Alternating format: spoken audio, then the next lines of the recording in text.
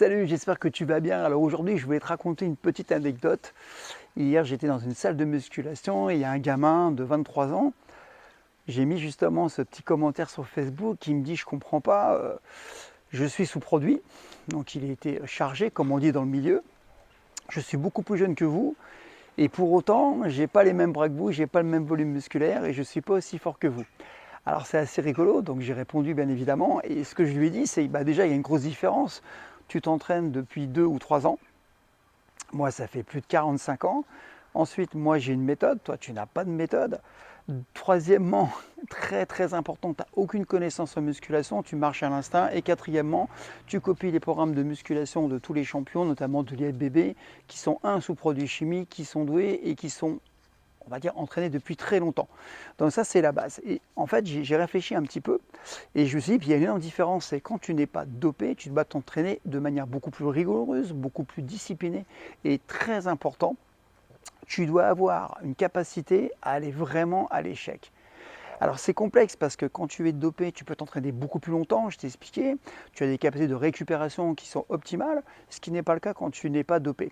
Donc c'est compliqué, donc ça veut dire quoi? Ça veut dire en termes clairs que tu ne pourras pas soulever des charges aussi dures, mais tu dois travailler beaucoup plus en concentration, tu dois trouver toutes tes stratégies pour choquer ton muscle, un coup prendre du lourd, du moins lourd, faire des séries longues, des séries courtes, des drop sets, des techniques d'intensification, et tu dois aller à l'échec, tu dois te faire mal, parce que la particularité, c'est que quand tu es naturel, nati comme on dit dans le milieu, tu es obligé de te faire mal. Tu dois t'entraîner beaucoup plus dur. Alors, il m'a vu m'entraîner parce que lui, il reste 1h30, 1h45 à la salle. En plus, il ne s'entraîne pas très très bien. Il n'a pas de méthode. Il fait un petit peu d'isolation. Après, il fait du polyarticulaire. Enfin, il fait les choses pas dans l'ordre.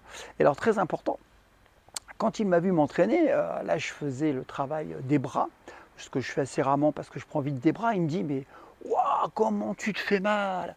Il me dit, c'est pas possible. Alors, pour te donner une petite idée, hein, tu sais que j'ai mis en place un système d'entraînement pour aller un peu plus loin, essayer de repousser mes capacités, en tout cas ma, mes limites génétiques, comme on dit. Qu'est-ce que j'ai fait? J'ai mis des stratégies d'intensification. Alors là, ce que je faisais ce matin, c'est un des protocoles, hein, il y en a beaucoup, bien évidemment, puis il y a un ordre à définir. D'ailleurs, tu peux essayer, hein. C'est avec grand plaisir que je le partage. Je faisais une série de 15 assez lourde.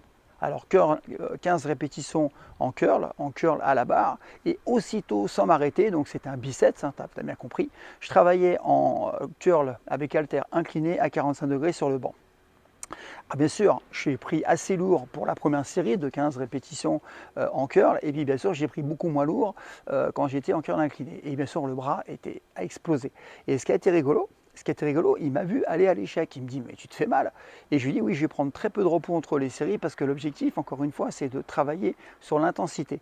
Et quand il a vu ça, il s'est rendu compte tout de suite, que je m'entraînais très dur et que c'était réfléchi, ainsi de suite. Donc, quand tu es dopé, en fait, tu peux te permettre de t'entraîner un peu n'importe comment parce que quoi que tu fasses, tu vas apprendre. Et c'est pour ça, je tiens à t'alerter, si tu suis les programmes d'entraînement de ceux qui sont dopés, tu vas dans le mur parce que tu n'as pas leur capacité de récupération et tu ne réagiras pas pareil et tu vas être dégoûté. Donc, pour revenir à la finalité, il te faut un entraînement intensif.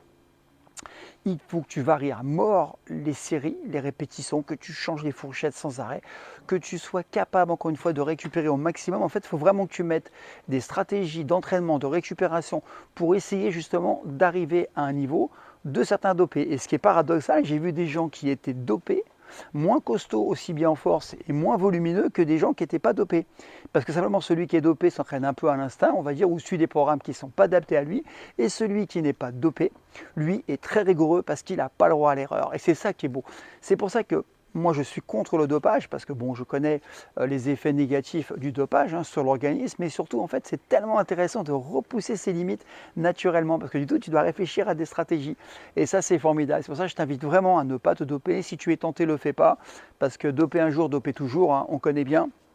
Et franchement, ça vaut pas le coup. À moins que tu sois bodybuilder professionnel, ça vaut vraiment pas le coup. Rien ne vaut le naturel, comme on dit, et comme ça, tu vas pouvoir durer longtemps et tu verras que tu continues à progresser. Moi, je continue à 61 ans à progresser, notamment pour les tractions. Il y a d'autres choses où effectivement j'ai perdu en force parce que là, je viens, mais c'est intéressant de voir un peu où tu peux aller. Et quand tu es coach, et c'est mon cas en fait, moi, ce que je veux, c'est partager le meilleur. Donc, si je suis dopé, je vais partager les techniques de dopé. Donc je ne vais pas m'adresser à toi qui n'es pas dopé. Je sais que tu ne l'es pas, puisque tu es sur ma chaîne. Sinon, bah, si tu étais dopé, hein, tu ne viendrais pas sur ma chaîne, hein, tu irais ailleurs. Et donc le problème, c'est que les gens, comme ils veulent aller de plus en plus loin, bah, ils passent par la case dopage, alors qu'ils pourraient rechercher des stratégies naturelles et pourtant puissantes, hein, notamment de récupération sur l'alimentation, sur les compléments alimentaires, qui leur permettraient d'aller plus loin. Voilà, je te laisse, c'était un petit peu la phrase du jour, tu vois, je n'ai pas de conseils particuliers à donner, mais sache une chose, c'est que tu peux aller très très loin sans être dopé. Tu vois, le protocole que j'ai mis en place, hein, qui va bientôt sortir, où c'est une musculation vraiment là, type bodybuilding, je te le dis, hein, c'est pas du tout d'après pas physique, vraiment pour les bodybuilders, j'ai trouvé un protocole, une stratégie, mais c'est violent. Alors si tu n'es pas dopé, bah, ça va être violent, mais tu vas progresser. Et si tu es dopé, bah oui, tu vas encore plus progresser, tu vas être encore plus gros. Par contre, si tu n'es pas dopé, tu peux effectivement être beaucoup plus volumineux et beaucoup plus fort que certains dopés si tu suis bien le programme à la lettre. Allez, je te laisse, prends soin de toi et puis merci pour les commentaires, n'hésite pas pour les pouces bleus et puis partage, c'est super cool. Allez, je te remercie, ciao, prends soin de toi.